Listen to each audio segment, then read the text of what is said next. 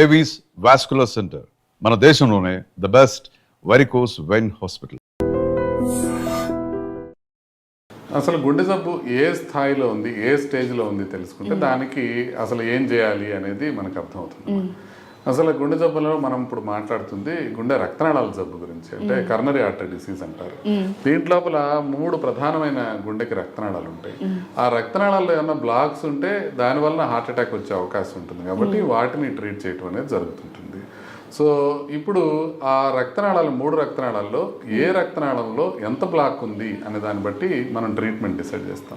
ఇప్పుడు for example ఏదైనా రక్తనాళంలో లేకపోతే అన్ని రక్తనాళాల్లోనూ 70% కన్నా తక్కువ బ్లాక్స్ ఉన్నట్లయితే దానికి స్టెంట్ అవసరం లేదు, బైపాస్ అవసరం లేదు, మెడిసిన్స్ తోనే మేనేజ్ చేయొచ్చు. But at the same time medicines curative అని కాదు. మెడిసిన్స్ వాడితే ఆ బ్లాక్స్ 70% తక్కువ ఉన్నవి కరిగిపోతాయని కాదు. మనకేమవుతుందంటే తక్కువ శాతం బ్లాక్స్ ఉన్నవి ఏంటంటే మెడిసిన్స్ తో స్టెబిలైజ్ అయితే చాలు. అంటే అది ప్రోగ్రెస్ కాకుండా అంతకన్నా పెరగకుండా ఉండి వాటిపైన క్లాట్స్ ఫామ్ కాకుండా ఉంటే కనుక మనకి హార్ట్ అటాక్లు వచ్చే అవకాశం తగ్గుతుంది. సో దాని లక్ష్యంతో మనం ఏం చేస్తామంటే మనకి ఇమీడియట్ గా ఆ బ్లడ్ థిన్నర్స్ కానివ్వండి, లేకపోతే కొలెస్ట్రాల్కి సంబంధించిన మెడిసిన్స్ కానివ్వండి, ఈ మెడిసిన్స్ మనం వాడుకోవటం ద్వారా అది ప్రోగ్రెస్ కాకుండా మనం చూడగలుగుతాం. అయితే ఏదైనా ఒక రక్తనాళంలో 70% కన్నా ఎక్కువ బ్లాక్ ఉందనుకోండి, అలా ఉన్నప్పుడు మాత్రం వాళ్ళకి మనం స్టెంట్ వేయటం అనేది జరుగుతుంటుంది. 3 రక్తనాళాల్లో 2 రక్తనాళాల్లో బ్లాక్స్ ఉన్నప్పటికీ కూడా స్టెంట్స్ వేస్తాం. బట్ 3 రక్తనాళాల్లో బ్లాక్స్ ఉన్నా కొన్ని రకాల లెఫ్ట్ మెయిన్ అని కానీ, కొన్ని రకాల క్రానిక్ టోటల్ అక్లూజన్స్ అని కానీ ఇలాంటివి ఉన్నప్పుడు కూడా మనం బైపాస్ని సజెస్ట్ చేస్తాం. సో ఫస్ట్ మన పర్సంటేజ్ ఆఫ్ బ్లాక్స్ గురించి, తర్వాత మనకి ఎక్కడెక్కడ ఉన్నాయి, అవి ఎన్ని రక్తనాళాల్లో బ్లాక్స్ ఉన్నాయి అన్న దాన్ని బట్టి. ఫర్ ఎగ్జాంపుల్ ఇప్పుడు 3 బ్లాక్స్ ఉన్నాయి, 3 90% వరకు బ్లాక్స్ ఉన్నాయి, బట్ కొమ్మల్లో ఉన్నాయి, మెయిన్ రక్తనాళాల్లో లేవనుకోండి, అప్పుడు కూడా మనం మందులు వాడుకోవచ్చు. కాబట్టి స్టెంట్లు, బైపాస్లు, మెడిసిన్స్ ఎప్పుడు వేయాలి, ఎప్పుడు వేయకూడదు అనేది కార్డియాలజిస్ట్ చూసి డిసైడ్ చేస్తారు. ఇక్కడ ప్రాబ్లం ఎక్కడ వస్తుందంటే ఒక కార్డియాలజిస్ట్ చెప్పిన దానికి ఇంకొక కార్డియాలజిస్ట్ చెప్పిన దానికి తేడా ఉండొచ్చు. ఎందుకంటే ఈ పర్సంటేజ్ డిటర్మినేషన్ అనేది ఎగ్జాక్ట్ గా కంప్యూటర్ లో వచ్చే నెంబర్ కాదు. అంటే ఇప్పుడు 66% వచ్చిందనో అట్లా ఉండదు. 60 to 70%, 70 to 80% ఇట్లా చెప్తారు. అది మనకి ఎక్స్పీరియన్స్ బట్టి కార్డియాలజిస్ట్ చెప్పే నెంబర్సే తప్ప అవి యాక్యురేట్ గా కరెక్ట్ గా నెంబర్ ప్రకారం రాదు. సో అప్పుడు ఏం చేస్తారంటే ఒక కార్డియాలజిస్ట్ ఫర్ ఎగ్జాంపుల్ స్టెంట్ వేసుకోమని చెప్తే ఇంకో కార్డియాలజిస్ట్ దగ్గరికి వెళ్ళినప్పుడు సరేనండి మెడిసిన్స్ వాడదామంటే మొదటి కార్డియాలజిస్ట్ ని దుర్మార్గుడు అనుకునే ప్రమాదం ఉంటుంది. అట్లా ఉండదు. ఇప్పుడు ఎట్లా ఉంటుందంటే మనకి ఏది కరెక్ట్ అనేది ప్రధానంగా మన సిమ్టమ్స్ బట్టి ఆధారపడి ఉంటుంది, మనకున్న బ్లాక్స్ తీవ్రత బట్టి ఆధారపడి ఉంటుంది. ఒక టైంలో స్టెంట్ ఖచ్చితంగా వేయాల్సిన టైం ఏంటంటే హార్ట్ అటాక్ వచ్చిన టైం. హార్ట్ అటాక్ వచ్చిన టైంలో కనుక మనం ఇమీడియట్గా ట్రీట్మెంట్ చేసి ఇమీడియట్గా స్టెంట్ అమర్చగలిగితే ప్రాణాపాయం బాగా తగ్గే అవకాశం ఉంటుంది. అది మనకి ఖచ్చితంగా స్టెంట్ వేయించుకోవాల్సిన టైం. అప్పుడు ఆర్గ్యూ చేయకూడదు అనమాట, మేము సెకండ్ ఒపీనియన్ తీసుకుంటాం, థర్డ్ ఒపీనియన్ తీసుకుంటాం అనేది చేయకూడదు. హార్ట్ అటాక్ వచ్చినప్పుడు ఏ కార్డియాలజిస్ట్ చెప్పినా ఓకే హార్ట్ అటాక్ ఉంది, హార్ట్ అటాక్ కోసం వేస్తున్నాం అన్నప్పుడు అది వేయించేసుకోవడమే మంచిది, రాదో దాన్ని వెయిట్ చేయటం కన్నా. బట్ మిగతా సందర్భాల్లో 1-2 ఒపీనియన్స్ తీసుకోవచ్చు. ఓకే ఇలా ఉంది, దీన్ని ఏమంటారు, ఇంకొకరు చెప్పినప్పుడు మొదట చెప్పిన ఆయనకి కన్నా భిన్నమైన అభిప్రాయం ఉంటే కోపడక్కర్లా. సో ప్రొసీజర్ అవసరమైనట్లు చెప్పిన వాళ్ళు అందరూ చెడ్డవాళ్ళు కాదు, ప్రొసీజర్ అవసరం లేదని చెప్పిన వాళ్ళందరూ మంచి వాళ్ళు కాదు. యూజువల్గా ఏమవుతుందంటే ఒకళ్ళు ప్రొసీజర్ అవసరం అని చెప్పిన తర్వాత ఇంకొకళ్ళు ప్రొసీజర్ అవసరం లేదని చెప్పి మళ్ళీ 3 నెలల తర్వాత అదే ప్రొసీజర్ చేసే అవకాశం ఉంటుంది. సో అట్లా కూడా ఉంటుంది. సో అందుకోసమని మనకి కావాల్సింది ఏంటి, మనకి సిమ్టమ్స్ ఏమున్నాయి, లోపల బ్లాక్స్ ఎంత పర్సెంటేజ్ ఉన్నాయి అనేది చూసుకొని దాని ప్రకారం మనం ఒక నిర్ణయం తీసుకోవటం మంచిది. సో ఇంకా కొన్ని ఆప్షన్స్ ఉంటాయి. కొన్నిసార్లు ఏమవుతుందంటే 90% దాటిపోయినాయి బ్లాక్స్, 3 ఉన్నాయి, కానీ బైపాస్ సాధ్యపడదు.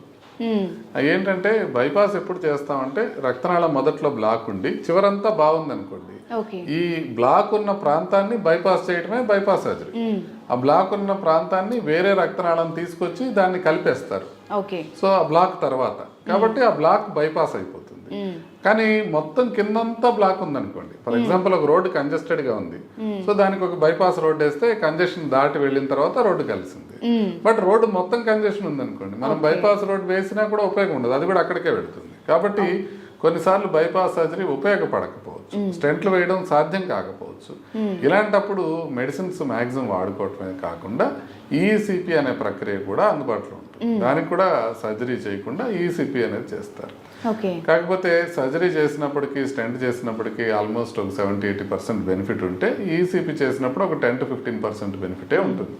బట్ అది చేయలేం కాబట్టి ఇది చేసుకోవడం, అది చేయలేని స్థాయికి రీచ్ అయింది కాబట్టి అప్పుడు మనం ఈసీపీ చేసుకోవటం.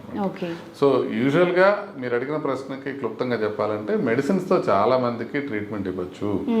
అది కరెక్ట్గా పరిపక్వ స్థితిలో ఉన్నప్పుడు, అంటే స్టెంట్ వేయాల్సిన అవసరం ఉన్నప్పుడు లేకపోతే సర్జరీ చేయాల్సిన అవసరం ఉన్నప్పుడు అది వేసుకోవటం వల్ల దానివల్ల ఉపయోగం జరిగే అవకాశం ఉంటుంది. Other end of the spectrum ఏంటంటే స్టెంట్ వేసినా బైపాస్ చేసినా ఉపయోగం లేని పరిస్థితుల్లో అప్పుడు మనం ఆల్టర్నేటివ్ మెథడ్ లాంటి ఈసీపీ లాంటిది పెంచుకోవచ్చు. ఇది మనం గమనించాలి. డాక్టర్ గారు, మనం చాలా మందిలో ఒకప్పుడు అంటే 50-60 ఏళ్ల పైబడ్డ వాళ్ళలో మనం హార్ట్ డిసీజెస్ కానీ హార్ట్ స్ట్రోక్లు కానీ చూసాం. కానీ రీసెంట్ డేస్లో మరి చిన్నపిల్లలు 10-13 ఏళ్ళు 16 ఏళ్ళు ఇప్పుడు 20-30 ఏళ్ళు వాళ్ళందరూ ఎఫెక్ట్ అవుతున్నారు.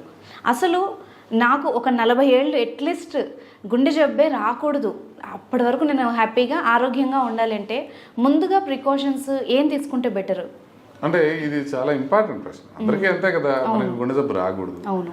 మనం దాన్ని 90% వరకు నివారించుకోవచ్చు. 100% కాదు, బట్ 90% వరకు మీకు 60 ఏళ్ళు 70 ఏళ్ళు వరకు కూడా రాకుండా నివారించుకోవచ్చు. ఎలా డాక్టర్?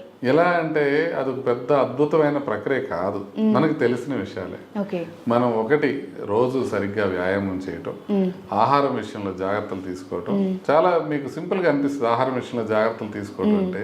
బట్ ఇప్పుడు బయటకు వెళ్ళేటప్పుడు బాగా టైర్ అయిపోయినారు, బిర్యానీ తినేసి వెళ్ళిపోదాం అంటే తినేసి వెళ్ళిపోతాం, మనం ఆలోచించాం దాని గురించి. సో ఆహారం, ఆరోగ్యకరమైన ఆహారం తీసుకోవడం అంటే హోల్ ఫ్రూట్స్ కానీ గ్రెయిన్స్ కానీ ఇట్లాంటివి మనం బాగా తీసుకోవటం. ఎక్సెస్ కార్బోహైడ్రేట్ ఉన్న పదార్థాలు అంటే చాక్లెట్స్ కానీ బిస్కెట్స్ కానివ్వండి, లేకపోతే స్వీట్స్ కానివ్వండి, ఐస్ క్రీమ్స్ కానివ్వండి, ఇవాళంటే అవాయిడ్ చేయటము. తర్వాత మనకి కార్బోహైడ్రేట్స్ అధికంగా ఉన్నాయి, కూల్ డ్రింక్స్ లాంటివి అవాయిడ్ చేయటం, మరీ ఎక్సెస్ ఫ్యాట్ ఉన్న సబ్స్టెన్సెస్ కూడా అవాయిడ్ చేయటం. ఇలాంటివి చేసుకుంటూ ప్లెంటీ ఆఫ్ ఫ్రూట్స్ వెజిటబుల్స్ ఎక్కువ తీసుకున్నట్లయితే, సాలడ్స్ తీసుకున్నట్లయితే మనకి ప్రాబ్లమ్స్ వచ్చే అవకాశం తక్కువ ఉంటుంది. సో ఆహారం జాగ్రత్తగా తీసుకోవటం, వ్యాయామం జాగ్రత్తగా చేయటం, అధిక బరువు ఉన్నట్లయితే అది తగ్గించుకోవటం, వ్యసనాలు ఉంటే వాటికి దూరంగా ఉండటం, స్మోకింగ్ చేసేవాళ్ళు మానేయటం, ఆల్కహాల్ తీసుకునే వాళ్ళు తగ్గించుకోవటం, ఇలాంటి వాటితో పాటుగా బీపీ, షుగరు, కొలెస్ట్రాల్ ఈ లెవెల్స్ ఎంత ఉన్నాయో చూసుకొని ఆ లెవెల్స్ని మనం పూర్తిగా కంట్రోల్ పెట్టుకోవడంతో పాటు మానసిక ప్రశాంతత ఉంచుకోవటం, నిద్ర సరిగ్గా పోవటం, వాటర్ సరిగ్గా తీసుకోవటం, ఇన్ జనరల్ అన్నీ మీకు తెలిసిన విషయాలే. ఆరోగ్యకరమైన గుండెకి ఆరోగ్యకరమైన విషయాలు అని మీకు తెలిసిన విషయాలనే 100% పాటించినట్లయితే 90% వరకు మనకి ఏ ప్రాబ్లం రాకుండా ఉండే అవకాశం ఉంటుంది. అంటే మీకు తెలిసిన విషయాలు, నాకు తెలిసిన విషయాలు మనం గట్టిగా కనుక పాటించినట్లయితే హార్ట్ ప్రాబ్లం వచ్చే అవకాశం చాలా చాలా వరకు తగ్గిపోతుంది. ప్రధానంగా హార్ట్ ప్రాబ్లం ఎందుకు వస్తుంది అని అంటే మనకు తెలిసిన విషయాలను మనం పాటించకపోవటం వల్లనే వస్తుంది. అవును డాక్టర్, ఇప్పుడు మీరు చెప్పిన విషయాలు ఎంత తెలిసినా కూడా ఏముందిలే ఎంగేజే కదా, ఇప్పటి నుంచి ఎందుకులే అంత టెన్షన్ తీసుకోకు ఇలా అనుకుంటారు. నిజానికి ఒక మనిషి ఏజ్ నుండి పూర్తిగా మీరు చెప్పిన జాగ్రత్తలన్నీ పాటించాలి. అవునండి. ఇప్పుడు మీరు చిన్నపిల్లల్లో అసలు నడవడం అనేది ఉండదు, ఆడేవాళ్ళు ఆడతారు, ఆడని వాళ్ళు అసలు ఏం చేయరు. అవును. ఇప్పుడు కొద్దిగా బ్యాడ్మింటన్ క్రికెట్ ఆడుకునే వాళ్ళు ఆడుకుంటారు, లేని వాళ్ళు ఏం చేస్తారు, వాళ్ళు పోయి రోజు నడవరు కదా. నడిస్తే వాళ్ళు కూడా ఫ్రెండ్స్ కూడా ఏమంటారు, మీకేమన్నా 60 ఏళ్ళు వచ్చినాయా, ముస్లిం అయిపోయా, ఇప్పటి నుంచి ఎందుకు నడుస్తున్నావు అంటే చిన్నప్పటి నుంచే ఒక యాక్టివిటీలో ఎంగేజ్ అయి ఉండటం అనేది అవసరం. అది స్పోర్టింగ్ యాక్టివిటీ కావచ్చు, రెగ్యులర్ గా బ్రిస్క్ వాకింగ్. ఇప్పుడు అందరూ ఆడలేరు కదా, కొంతమంది ఆటలు రాని వాళ్ళు రెగ్యులర్ గా వాకింగ్ చేయడం, ఏదో ఒక ఫిజికల్ యాక్టివిటీకి రెగ్యులర్ గా అలవాటు చేసుకున్నట్లయితే, 20 years అప్పటి నుంచే అలవాటు చేసుకున్నట్లయితే ఏజ్ పెరిగే కొద్దీ కూడా ఏమీ వచ్చే అవకాశం బాగా తక్కువ ఉంటుంది. డాక్టర్ గారు, ఈ హార్ట్ అటాక్కి డేలో ఉండే సమయానికి నిజంగా ఏమన్నా లింక్ ఉందా? ఎందుకంటే చాలా మందిలో నైట్ హార్ట్ స్ట్రోక్తో చనిపోవడం, తెల్లవారుజామున హార్ట్ స్ట్రోక్ రావడం ఇవి బాగా చూస్తూ ఉంటాం. నిజంగా టైమింగ్కి దానికి ఏమైనా రిలేషన్ ఉందా? యూజువల్గా తెల్లవారుజామునే హార్ట్ అటాక్లు ఎక్కువ వస్తుంటాయి. ఓకే. ఎందుకు అని అంటే కౌంటర్ రెగ్యులేటరీ హార్మోన్స్ అంటారు. అంటే మామూలుగా నిద్రపోతున్నప్పుడు హార్మోన్ లెవెల్స్ చాలా తక్కువ ఉంటాయి, అందువల్ల బీపీ తక్కువ ఉంటుంది, హార్ట్ రేట్ తక్కువ ఉంటుంది, సింపథెటిక్ నర్వస్ సిస్టమ్ అనేది బాడీలో ఉంటుంది, అది తక్కువ మోతాదులో పనిచేస్తుంటుంది. మనం ఎర్లీ మార్నింగ్లో మనని లేపి మనని డే మొత్తం చూడటానికి వీలుగా hormonal levels sympathetic nervous system activate అవుతాయి. అవి పొద్దున పూట మనకి యాక్టివేట్ అయ్యేటప్పటికి పొద్దున పూట సహజంగా అర్లీ మార్నింగ్ లో మన బీపీ పెరగడం, మనకి హార్ట్ బీట్ పెరగడం జరుగుతూ ఉంటాయి. సో ఈ హార్మోన్స్ ప్లస్ ఈ సింపథెటిక్ నర్వస్ సిస్టమ్ ఎక్కువగా ఉండటం వల్ల మనకి హార్ట్ ప్రాబ్లమ్స్ అనేది అర్లీ మార్నింగ్ లో ఎక్కువ వచ్చే అవకాశం ఎక్కువ ఉంటుంది. సో ఆ ప్రక్రియని ప్రపంచవ్యాప్తంగా యాక్సెప్ట్ చేస్తారు, అర్లీ మార్నింగ్ లోనే ఎక్కువ వచ్చే అవకాశం ఉంటుంది. బట్ అట్లానే అప్పుడే రావాలని లేదు, రోజు మొత్తం మీద ఎప్పుడైనా రావచ్చు. బట్ యూజువల్ గా అర్లీ మార్నింగ్ లో స్టార్ట్ అవుతుంది. బట్ ద ప్రాబ్లం ఏంటంటే ఇప్పుడు ఫర్ ఎగ్జాంపుల్ ఇప్పుడు ఒక 4 o'clock కి అటాక్ వచ్చింది అనుకోండి, ఆ వ్యక్తి ఇంట్లో వాళ్ళని లేపడానికి కూడా సందేహిస్తారు ఈ టైంలో ఎట్లా అని. సో ఇప్పుడు కుటుంబ సభ్యులను లేపడానికే సందేహిస్తారు, ఆ టైంలో డాక్టర్స్ ఉంటారో లేదో అనుకుని నెమ్మదిగా 10 గంటలకు వెళ్ళేటప్పటికి హార్ట్ అటాక్ వచ్చిన మొదటి 6 గంటల లోపల మనం యాంజియోప్లాస్టీ కానీ లేకపోతే ఇంజెక్షన్స్ కానీ ఇచ్చినట్లయితే ప్రాణానికి ప్రమాదం గణనీయంగా తగ్గే అవకాశం ఉంటుంది. కానీ మీకు 4 గంటలకి ప్రాబ్లం వచ్చి 10 గంటల తర్వాత మీరు హాస్పిటల్కి వెళ్ళినట్లయితే ప్రమాదం చాలా చాలా ఎక్కువ ఉంటుంది. అంటే ఒకసారి 6 గంటలు గడిచిపోయి గుండె డ్యామేజ్ అయిపోయిన తర్వాత మనం ఎంత చేసినా కూడా పార్షియల్ రిజల్టే ఉంటుంది. కాబట్టి అర్లీగా ఎనీ టైం 2 కావచ్చు, 3 కావచ్చు, 4 కావచ్చు, ఎప్పుడు అటాక్ వస్తే అప్పుడు ఇమీడియట్ గా హాస్పిటల్ చేరుకోవడం అనేది చాలా ఇంపార్టెంట్. అంటే ఖచ్చితంగా గుర్తుపట్టడానికి ఇవి పర్టికులర్ లక్షణాలు అని ముందే ఇన్ని అవర్స్ ముందని ఏమన్నా తెలుస్తుందా డాక్టర్? ముందుగా తెలియదు, వచ్చిన రాగానే తెలుస్తుంది. ఎట్లాగా గుండెకి నొప్పి ఛాతీకి మధ్య భాగంలో ఉంటుంది, వేలితో చూపించలేని విధంగా గుండె ఛాతీ మొత్తం వ్యాపిస్తుంది. అది గుచ్చినట్టుగా కాకుండా బరువుగా గానీ, నొప్పిగా గానీ, మంటగా గానీ, నొక్కినట్టుగా గానీ ఉంటుంది. సో అది నడిస్తే 2 అడుగులు నడిస్తే ఎక్కువ అవుతుంటది, లేకపోతే తగ్గుతూ ఉంటుంది. దాంతో పాటుగా ఆయాసం రావటం కానివ్వండి, చెమటలు పట్టడం కానివ్వండి, లేకపోతే చేతికి పాకటం కానివ్వండి, బ్యాక్ వెళ్ళటం కానివ్వండి, 2 దవడలకు రావటం కానివ్వండి, ఇలాంటివి జరుగుతుంటాయి. వీటిలో మనకి ముఖ్యంగా మనం తెలుసుకోవాల్సింది ఏంటంటే మనకి ఛాతీ మొత్తం రావడం. మనకి చివరికి ఏం గుర్తుంటుంది అంటే మీకు ఇంటికి వెళ్ళిన తర్వాత చెమట పడితే ఇది అని, ఎక్కడ నొప్పి వచ్చి చెమట పట్టినా భయపడతారు. అట్లా కాదు, ఛాతీకి మధ్య భాగంలో రావటం, అది వేలితో చూపించలేని విధంగా మొత్తం రావటం, అది బరువుగా కానీ, నొప్పిగా కానీ, లేకపోతే పట్టుకున్నట్టుగా కానీ, మంటగా కానీ, గుచ్చినట్టుగా కాదు, అలా ఉండటం. తర్వాత నడిస్తే ఎక్కువయ్యి ఆగిపోతే తగ్గిపోవడం. వీటితో పాటుగా మీకు చేతికి లాగటం కానీ, దవడలకు రావటం కానివ్వండి, వెనక్కి వెళ్ళటం కానివ్వండి, స్వెట్టింగ్ రావటం కానివ్వండి, ఆయాసం రావటం కానివ్వండి, ఈ లక్షణాలు కూడా దోహదపడతాయి. సో ప్రధానంగా మనం తెలుసుకోవాల్సింది ఏంటంటే ఎప్పుడు కూడా మనకి రిస్క్ ఫ్యాక్టర్స్ కనుక్కున్నట్లయితే, అంటే బీపీ ఉంది, షుగర్ ఉంది, కొలెస్ట్రాల్ ఉంది, స్మోకింగ్ చేస్తున్నారు, అట్లా రిస్క్ ఫ్యాక్టర్స్ ఉన్న వాళ్ళు ఏ రకమైన నొప్పి వచ్చినా తీవ్రంగా వస్తే ఇమీడియట్గా హాస్పిటల్కి వెళ్ళి గుండెకి సంబంధించిన టెస్ట్ చేసుకోవాలి. అదే రిస్క్ ఫ్యాక్టర్స్ లేకుండా ఇప్పుడు మీకు బీపీ లేదు, షుగర్ లేదు, ఒక 22 year old అమ్మాయి ఉందనుకోండి, తనకు కొంచెం గుచ్చుకున్నట్టు నొప్పి వస్తే ఏం భయపడాల్సిన అవసరం లేదు, మరుసటి రోజు పొద్దున హ్యాపీగా వెళ్ళొచ్చు. సో ఆ డిస్టింక్షన్ మనం గుర్తించాల్సిన అవసరం ఉంటుంది. People with risk factors any time problem వచ్చినా కూడా హాస్పిటల్కి రష్ అయిపోవడం మంచిది. నేను చెప్పినట్టు తీవ్రంగా హార్ట్ ప్రాబ్లం లాగా పెయిన్ వచ్చినట్లయితే ఇమీడియట్గా వెళ్ళిపోవడం మంచిది. డాక్టర్ గారు, మనము ఇప్పుడు ఈ మధ్యకాలంలో మార్కెట్లో చూస్తున్నాం, చాలా రకాల ఆయిల్స్ డిఫరెంట్గా తింటున్నారు, అండ్ జంక్ ఫుడ్ తింటున్నారు, మయోనీస్తో సహా, అంటే చీజ్ కానీ, నెయ్యి కానీ, ఏదైనా అన్నీ తింటున్నారు. నిజంగా ఇవి గుండెకి మేలు చేస్తాయా? నెయ్యి కూడా ఏ విధంగా మంచిది, లేకపోతే ఏ విధంగా గుండె జబ్బులు ఉన్న వాళ్ళు తినొచ్చా? నెయ్యి గురించి కొంచెం కాంట్రవర్షియల్ టాపిక్ అండి. ఇప్పుడు అందరూ కొత్తగా న్యూట్రిషనలిస్టులు కావచ్చు, లేకపోతే డాక్టర్స్ కూడా, కొంతమంది కార్డియాలజిస్టులు కూడా నెయ్యి ఎక్కువ తినమని చెప్తూ ఉన్నారు. అయితే నెయ్యి గురించి పరిశోధనలు మొత్తం మనం స్టడీ చేస్తే 1-2 ఆయుర్వేదిక జర్నలిస్టులు తప్పితే ఎక్కడా మేజర్ స్టడీ లేదు. ఎందుకంటే వెస్ట్రన్ వరల్డ్ లో నెయ్యి వాడటం అనేది ఉండదు. వాళ్ళు క్లారిఫైడ్ బటర్ అంటారు, ఘీ అనే మాటే ఉండదు వాళ్ళకి, ఘీ వాడరు వాళ్ళు ఆహారం ప్రిపరేషన్లో. మనం ఎక్కువ వాడుతున్నాం. అయితే ఈ ఘీ అనేది ఏంటి? ఘీ అనేది ఒక సాచురేటెడ్ ఫ్యాట్. దాంట్లో సాచురేటెడ్ ఫ్యాట్ ఉండటం వలన మనం ఇన్ జనరల్ సాచురేటెడ్ ఫ్యాట్స్ మరీ ఎక్కువ తినడం మంచిది కాదు అని చెప్తాం. అయితే నెయ్యి వాడటం వల్ల మనకి బెనిఫిట్స్ వస్తాయి అనేది ఎక్కడా కంక్లూజివ్గా ప్రూవెన్ కాలేదు.